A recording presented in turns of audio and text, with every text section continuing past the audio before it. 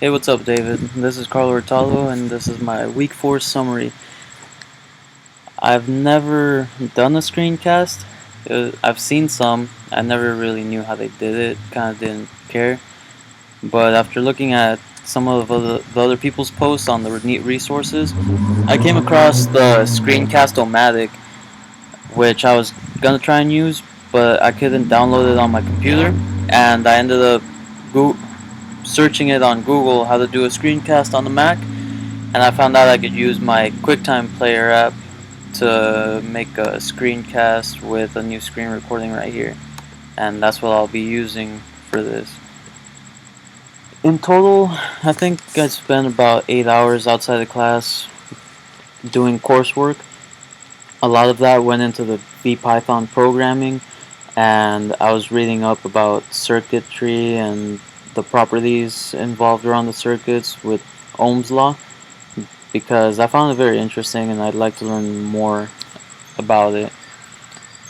So then we're gonna start with Monday, and Monday we're looking at the Instructables, and we were going through it, and I saw a lot of neat and interesting ideas, and me and Josue came across building a speaker and a DC motor. I like the speaker idea because you get to build something that changes the data coming from your phone into audio, which I think is very neat, and I've never done it before. And the DC motor, I like it because it ties in with the electrical aspect of the class and also the mechanical aspect to physics. So I'd like to build it just to get a better understanding of both of those components.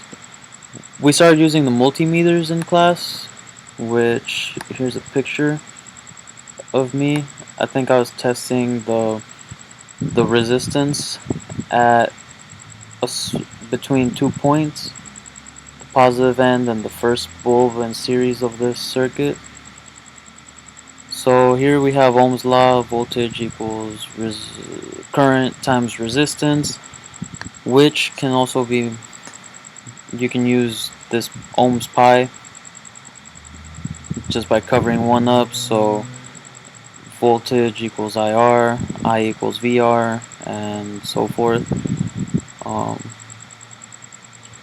I've learned how to draw circuits a lot better, and I can now build them, at least the simple ones, And we found out that the total voltage throughout the system, well, of course, if we have two batteries, you add each one, which 1.5 is 3, which is pretty close right here.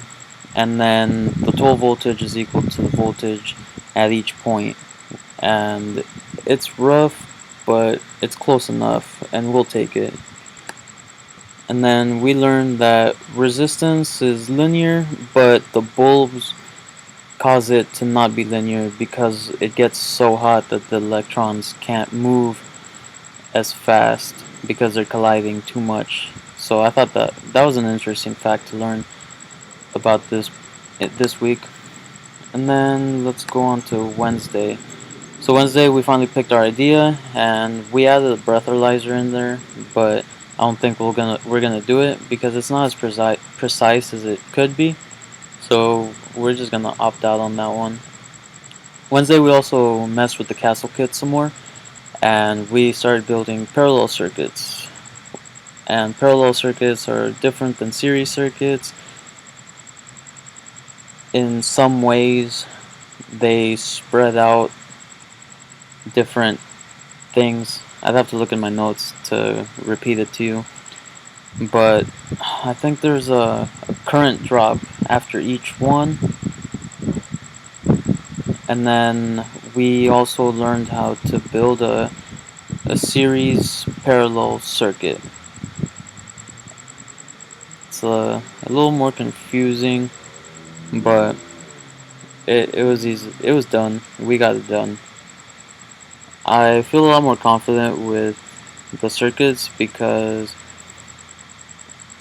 my partner Josue was telling me that he wanted to build the circuit because he felt that I had a better understanding on how to build them, and that really boosted my ego for this week. This is for Friday, and Friday again we took out the castle kits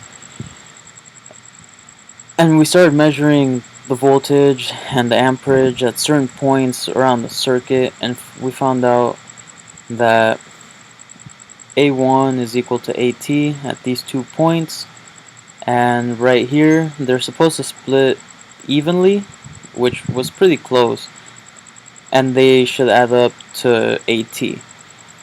And then the total voltage is should be 3, but we got 2.78. And then we noticed that, well, the first bulb sucks most of the voltage, and then the other two bulbs split it, but it's very minute, and they weren't even lit, really. Right here, I don't think this is this circuit, because these bulbs are lit, or at one point we had them hooked up wrong, and they would light up, but you came around and you showed us how to do it, and after that, they didn't, right here, they didn't light up anymore as they should have, based on the data we gathered. So then we learned some properties about series and parallel circuits. So over here, the total resistance is equal to the resistance of the components, and over here, the inverse of the total resistance is equal to the inverse of each component resistance added up together. And total voltage equals the voltages added up, and over here the total voltage is equal throughout each one, and the total current is equal at all points on the series, and at a parallel you add them all up to get the total. And we started talking about power and watts, and watts is amps times volts, and we started messing with Ohm's law, and we found that P is equal to I squared R, which is going to be what we're going to be using probably next week, but we're going to get to that later on. This week was interesting because I learned how to program. I've done MATLAB before, as you can see right here. I have my MATLAB, and then my calc class I have Maple, and I started messing around with that right there. But this was cooler. You could make things move. You could change their color. I made my initials right here, making the ball move, and then I was trying to make the balls move at the same time, but this was my first try, and each one would happen at a different time, and I tried a lot of different coding on my own. I couldn't really find much on how to do it, and I ended up changing the code around, but I still couldn't get it done. I would still get this happening. I tried, let's see right here. Yeah, I tried making each ball its own respective time frame and velocity, but that didn't work. It just made each one go one after another.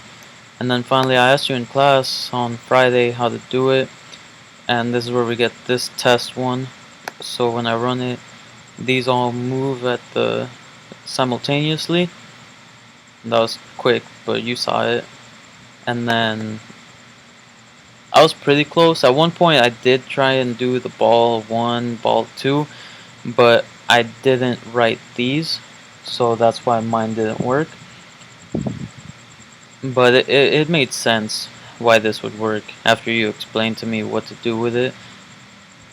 So I'm really looking forward into doing more with VPython, and honestly I think I'm gonna keep looking into VPython after class just to mess with it. I feel like it's gonna be really beneficial for courses later on, and also for my engineering career. I also want to learn more about circuits.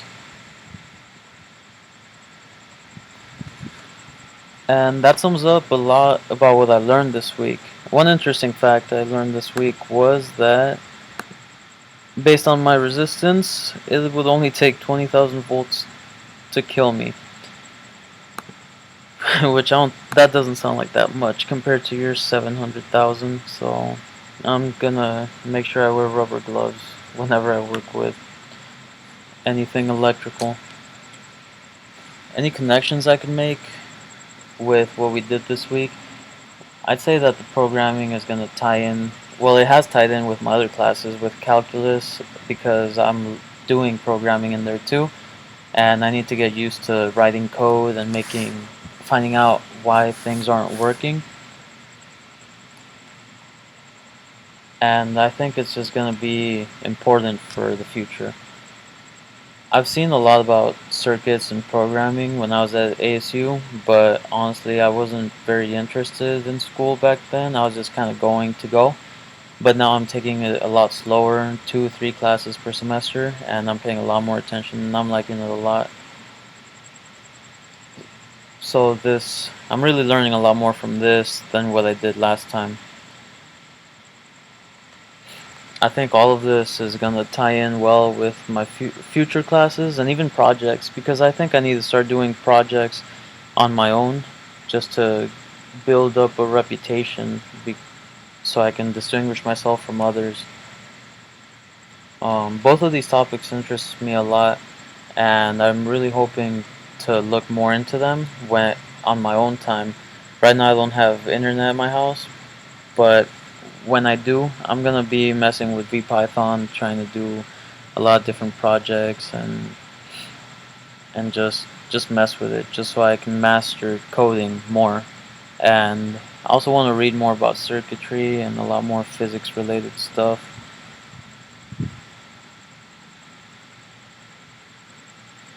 There was one more thing.